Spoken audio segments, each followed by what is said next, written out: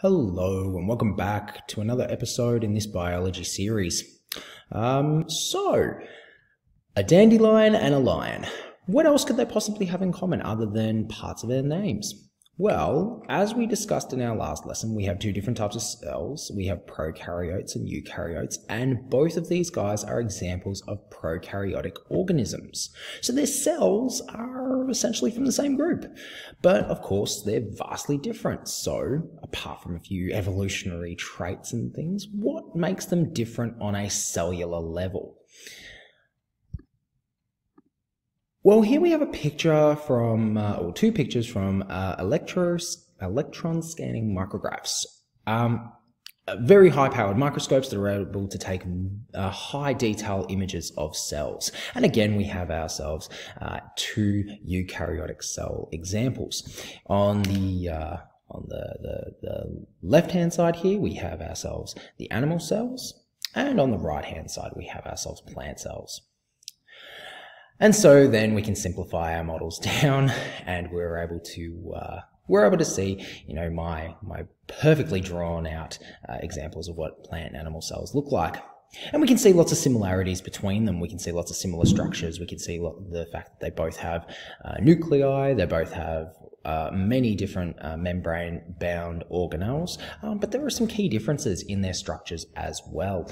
Apart from, of course, the colors, which I just use to try and tell them apart. You know, you tend to see the circular shape for animal cells and the more cuboidal or square shape for plant cells.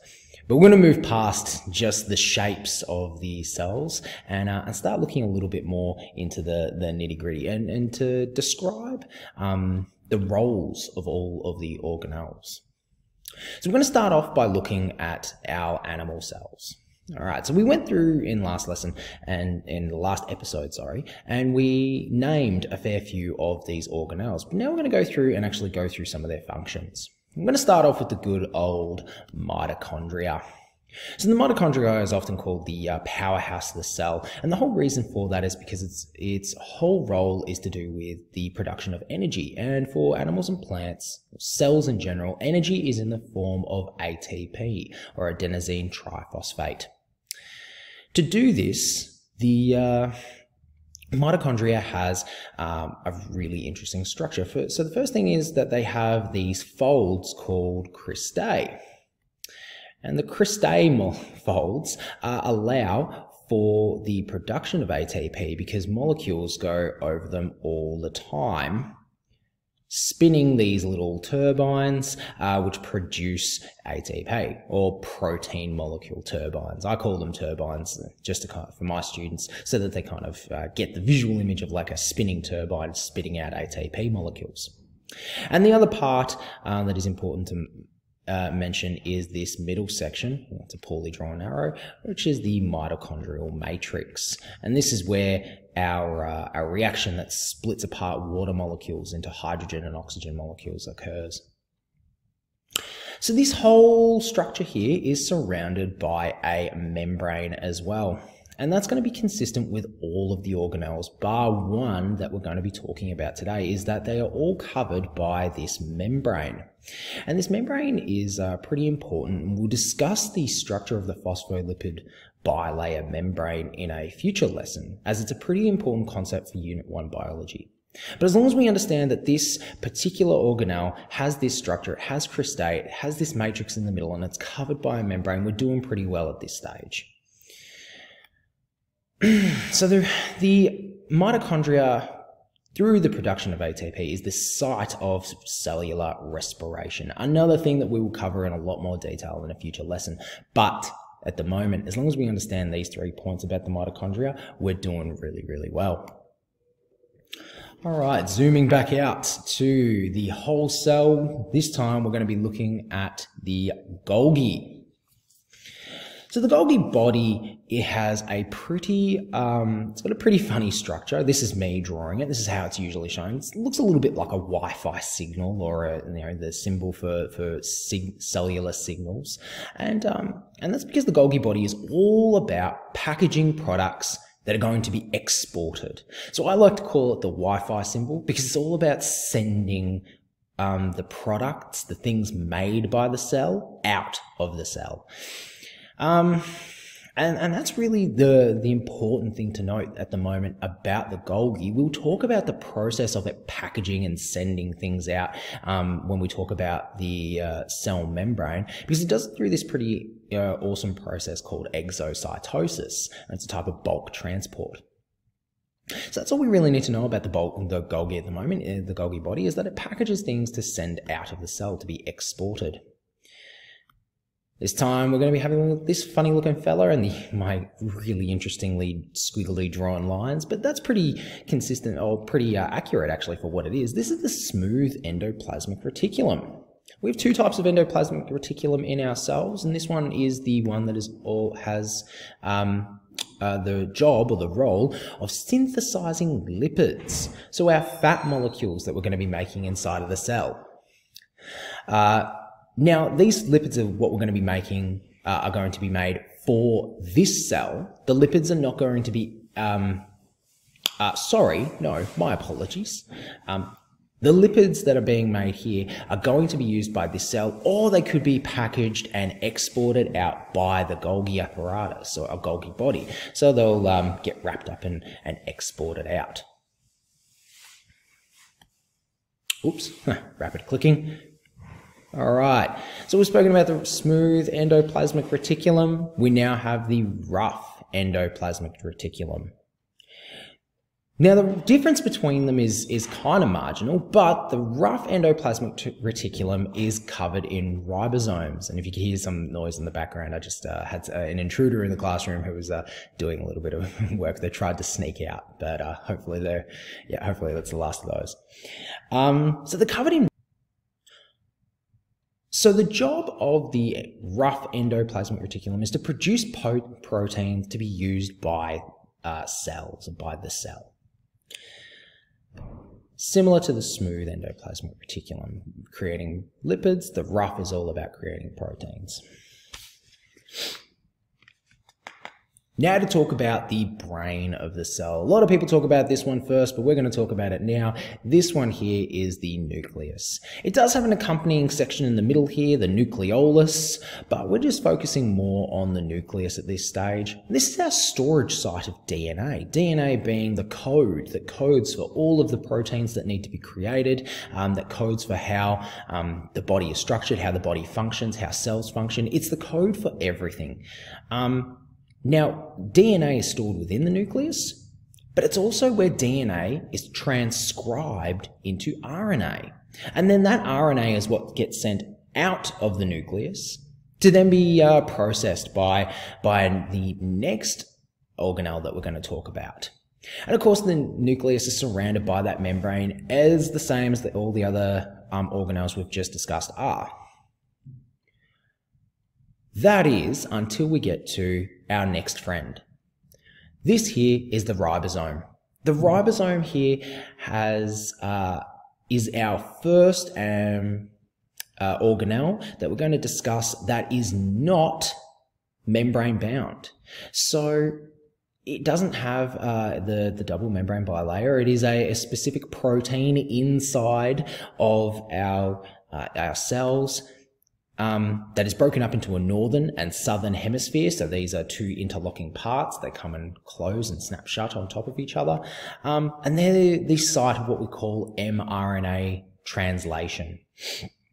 They'll take that RNA produced by the nucleus that then gets changed into messenger RNA, which carries the message of creating a protein, all the way to the ribosome, which then reads that code and from it produces a protein in the form of an amino acid chain or a polypeptide chain. And that polypeptide chain then gets folded and twisted and folded and twisted until it becomes a functioning protein. So we've covered off on a fair few at the moment. One that is pretty unique to animal cells is this one here. So this is a lysosome. I discussed the lysosome, or pointed them out last time in my last lesson with an incorrect spelling, ha ha ha. And These guys have a pretty interesting role within animal cells. They're all to do with the removal of waste products from the cell, or foreign materials.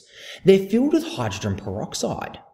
So hydrogen peroxide in high concentrations it burns away, it dissolves organic matter, breaks apart. And the whole idea is that it's meant to destroy foreign materials so that the cell can function properly and not be bombarded and polluted with a lot of waste products, or be when it gets recognized as something that's not meant to be there, it can attack and protect the cell.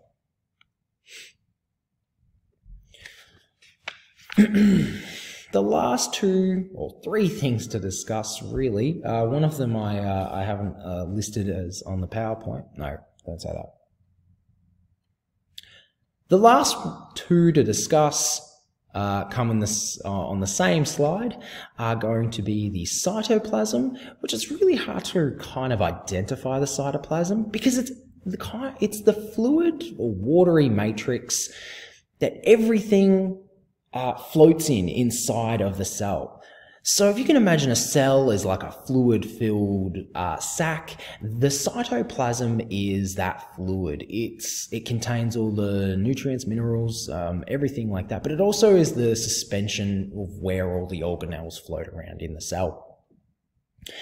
And that is all held together, particularly in an animal cell, by the cell membrane. So the cell membrane is this double layer that exists on the outside of the cell that keeps everything on the inside. It's a barrier between the internal and external environments of the cell, and it's also the site of membrane transport. We're going to be discussing membrane transport in a lot of detail next lesson, but for now, all we need to know is that it's kind of like a border control. It's telling what can come in and what can go out of the cell, and it's just keeping the cells regular and in balance with the internal and external environments, keeping those optimal conditions. So that does it for the animal cell, but what about the plant cell? So plant cells do in fact have some uniqueness to them as well.